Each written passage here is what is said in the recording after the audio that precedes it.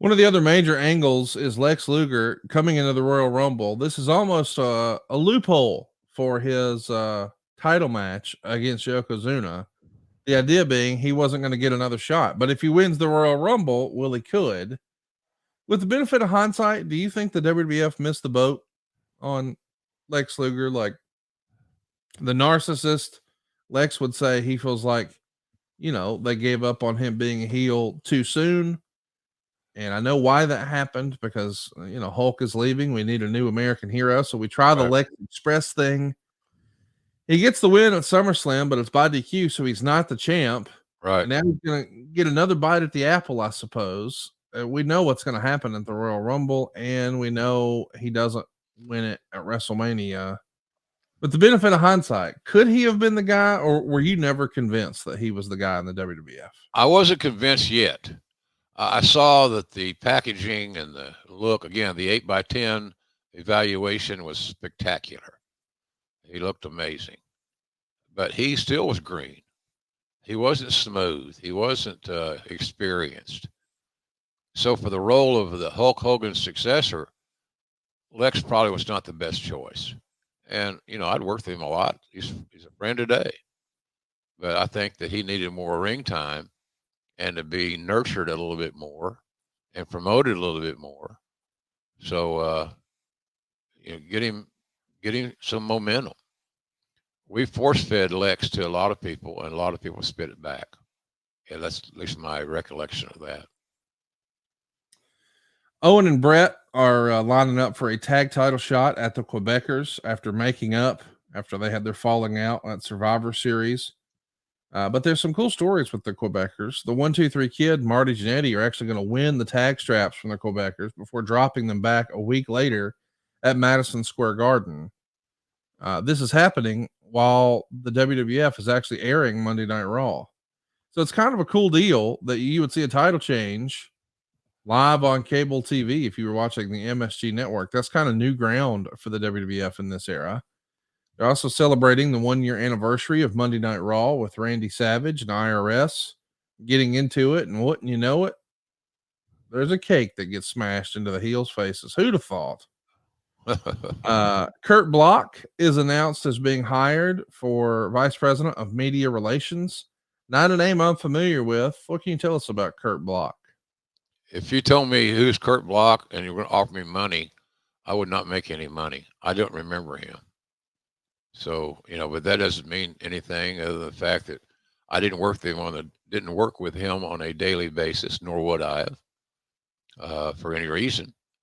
It wasn't on my radar. I was involved in other areas. So I just don't remember him, Conrad. I'm sorry. No, I hope you remember John Studd. He's a guest on your radio show in this era.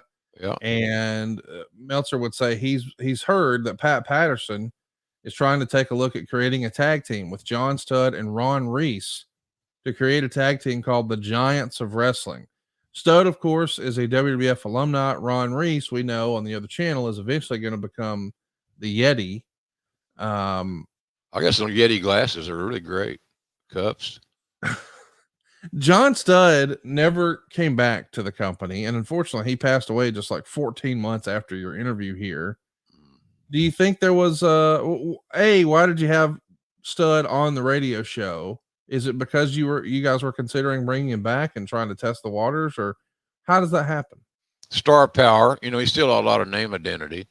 So having him on the radio was, I thought, a good thing.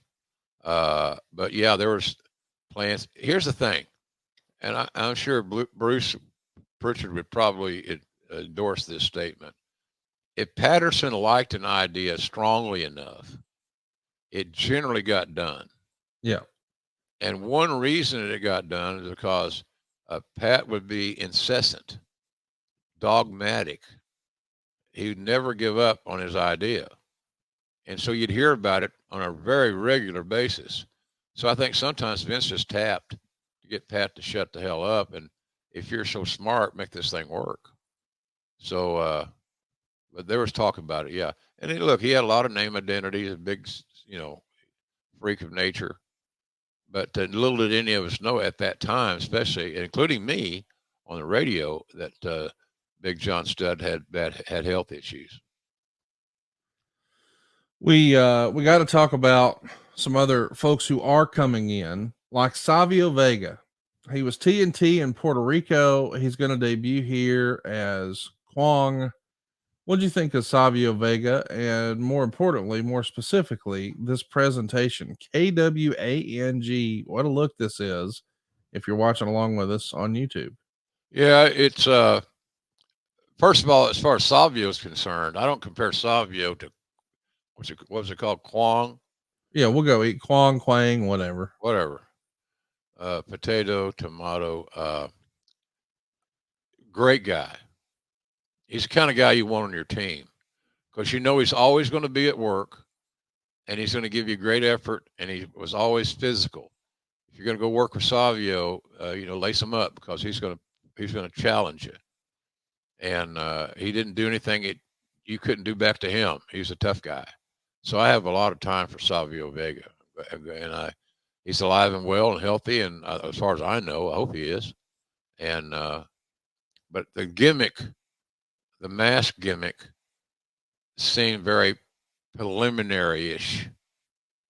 And if you want the guy to draw money, you can't bring him in and put him in a gimmick that is preliminary oriented. And that's what I thought that gimmick was. Costuming was nice. The artist rendering was great, but it never got off the ground. We got to mention that Sergeant Slaughter works Madison Square Garden. It's a one-off house show Royal Rumble. Owen Hart winds up winning it. What'd you think of the Rumble match being used as an attraction for house shows? If you're trying to sell the actual Royal Rumble on pay-per-view, is this confusing or a great way to put butts in seats? Well, the idea obviously was your latter statement. A great way to put butts in seats and to acclimate the audience as to the Royal Rumble, what the Royal Rumble was. We assume everybody knows everything, and they don't. None of us do. So it's an interesting. If Vince would have said this is going to hurt the Royal Rumble buy, we wouldn't have done it. We obviously thought that it was going to help the buy, and so everybody pitch in, and that's the direction the boss wants to go, and so let's try to make these things work. Hey, it's Conrad Thompson here to tell you a little more about what adfreeshows.com is all about. Get early, ad-free access to more than a dozen of your favorite wrestling podcasts every single week, starting at just $9. That's less than 20 cents an episode each month. And yes, you can listen to them all directly through Apple Podcasts or your regular podcast apps. How easy is that?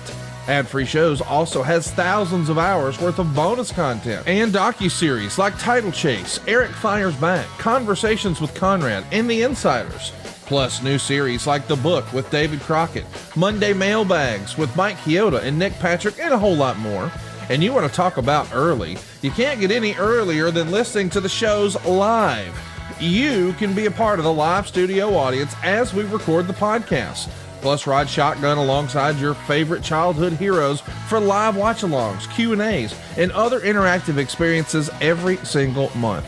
Come on now, see for yourself what thousands of other wrestling fans from around the world have discovered, that adfreeshows.com is the best value in wrestling. Check it out today, and hey, when you do, the first week is completely free. adfreeshows.com.